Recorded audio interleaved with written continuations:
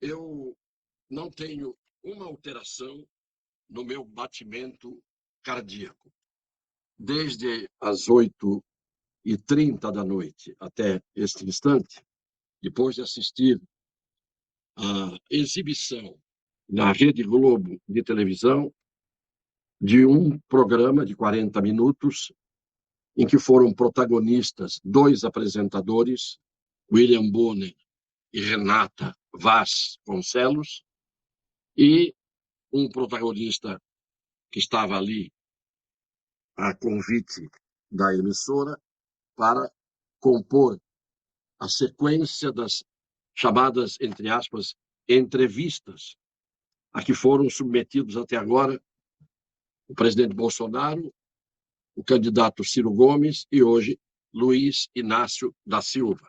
Mas, embora a pulsação cardíaca, o batimento cardíaco, não se tenha alterado, porque eu sou, infelizmente, um homem não treinado, não apenas calejado pela vida, mas um homem habituado a ver as ignomínias que são cometidas por pessoas que não respeitam os seres humanos, em primeiro lugar, pessoas que não respeitam a sua atividade profissional, que é o jornalismo, que está em extinção, pessoas que não respeitam a sua própria figura humana, pessoas que não se envergonham da disfarçatez que têm, que não se envergonham do sabugismo, do capachismo, da bajulação a que se prestam, ou por conta própria, uma parte, ou de outra parte, porque obedecem aos seus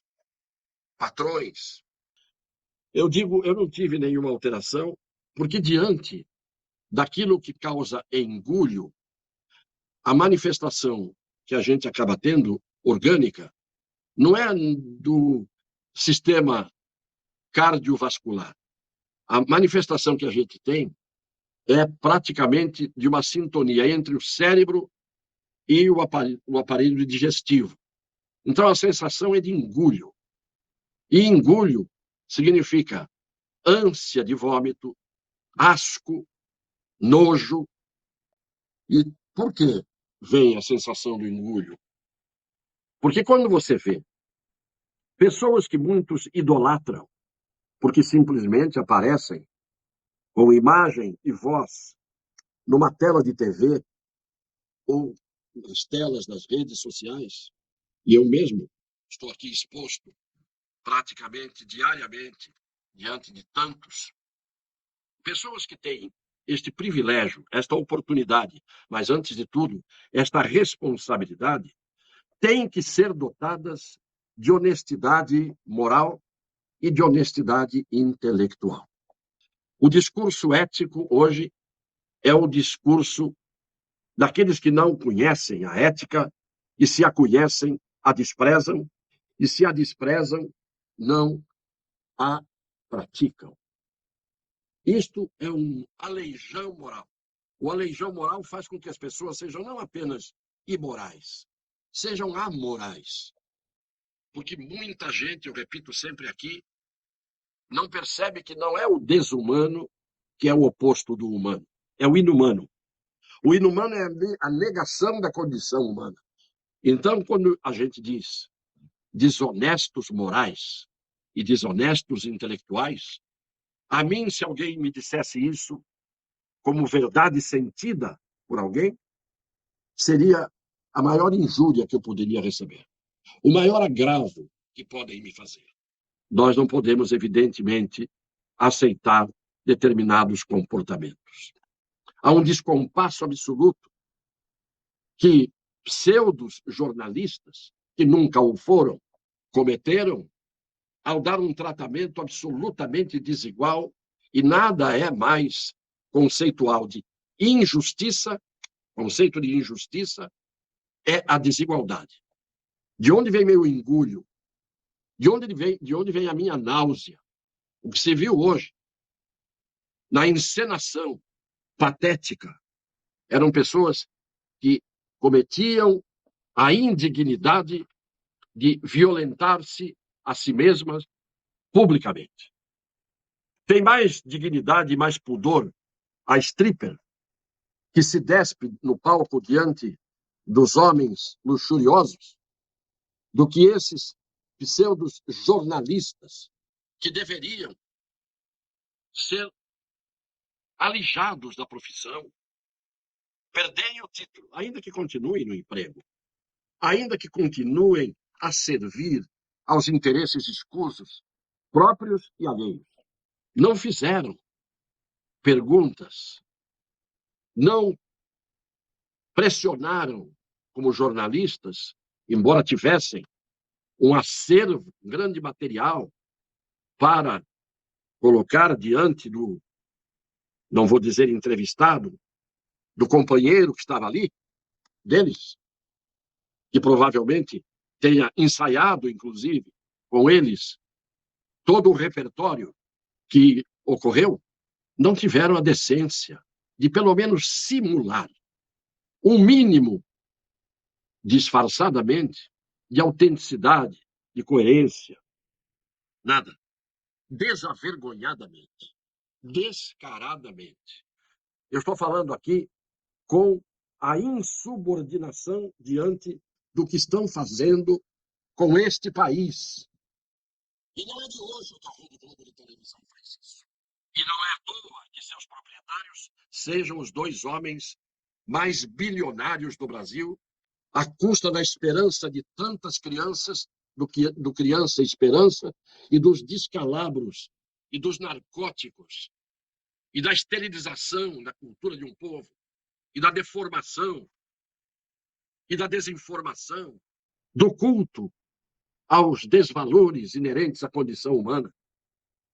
E, infelizmente, o que se viu hoje, ainda que fosse esperado, mais do que esperado, porque hoje ninguém mais tem dúvida do que se esperar, por exemplo, de um Alexandre de Moraes. Ele já pôs a cara várias e várias vezes e tem o seu perfil definido com os absurdos que ele tem cometido. Já se sabe quem ele é. Não há que se estranhar que a cada dia ele apresente alguma coisa. Mas ele tem lá os seus graves defeitos colocados impunemente, de uma forma descarada, à mostra.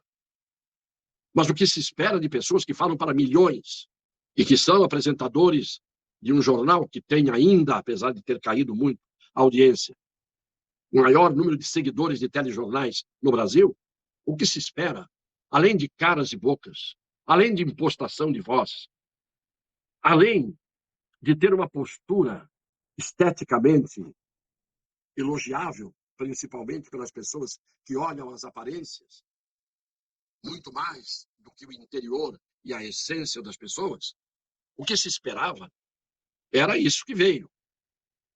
Mas sempre fica uma ideia de que, num determinado momento, alguém diga: eu me recuso.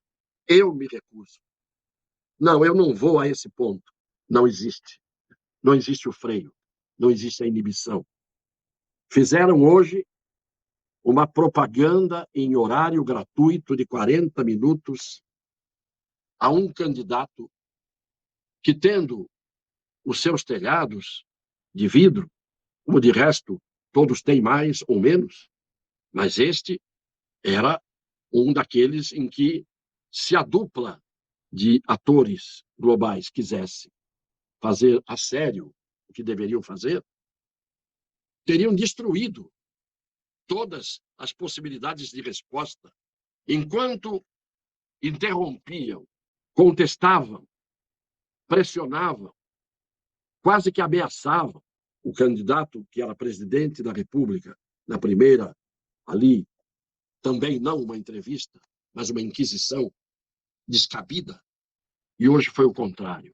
Hoje foi uma doçura. Foi uma relação de quase que um swing político.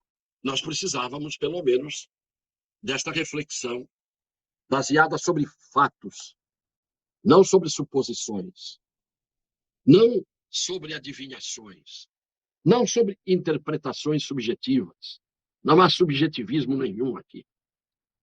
Quem tiver um mínimo de honestidade intelectual Quem não for adepto da pós-verdade, destes tempos em que a verdade já não é mais o importante. E é o que está acontecendo hoje.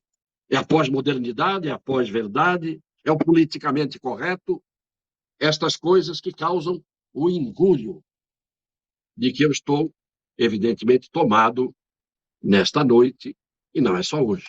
Lamento, lamento que o Brasil esteja em decomposição. Há muitas pessoas de bem, há muitas pessoas que se desconformam diante das injustiças, das iniquidades, das tragédias. Há muitas, mas infelizmente essas não têm voz, porque os que proclamam falar por elas não estão falando por elas. Porque se o fizessem, não se limitariam a falar, agiriam dentro da competência dos seus cargos, dos seus ofícios, das suas profissões, e principalmente dentro do jornalismo, cujo compromisso único é com a verdade, falariam em nome do povo. E falariam ao povo, sem traí-lo, sem enganá-lo, sem deformar as suas opiniões. Opiniões do povo. Que fiasco! Que vexame!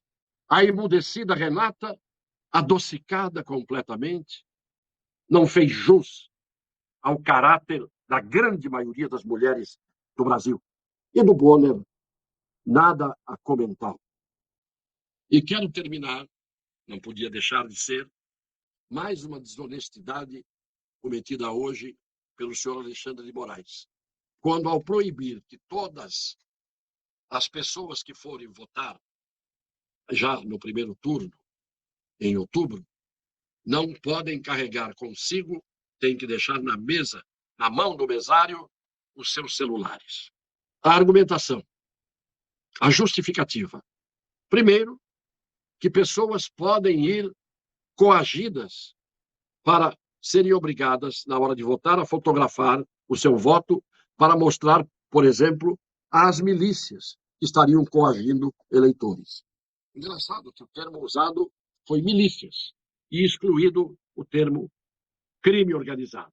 Isso não é um deslize apenas de usar palavras que fogem no momento da informação. Mas o outro argumento é que mostra as verdadeiras razões desta proibição do celular. Diz o ministro, pode ser que alguém pudesse, ali filmando na cabine, simular o defeito de uma urna ou das urnas. Não está raciocinando corretamente o ministro, o que, evidentemente, é estranho. Como que você pode, filmando, simular um defeito? Se você está simulando, você aperta o número, aparece o rosto de quem é o candidato que você escolheu. Se você filmou isso, você não pode dizer amanhã, olha aqui, teve uma falha. Você filmou, bateu o número, ponto final. Então, nem conseguir arranjar uma justificativa para essa proibição, o nosso ministro Alexandre de Moraes, nosso não, de quem o adote e o aceite. Não podemos, de maneira nenhuma, aceitar esse argumento. De forma nenhuma. Um beijo no coração das pessoas de bem e de boa fé.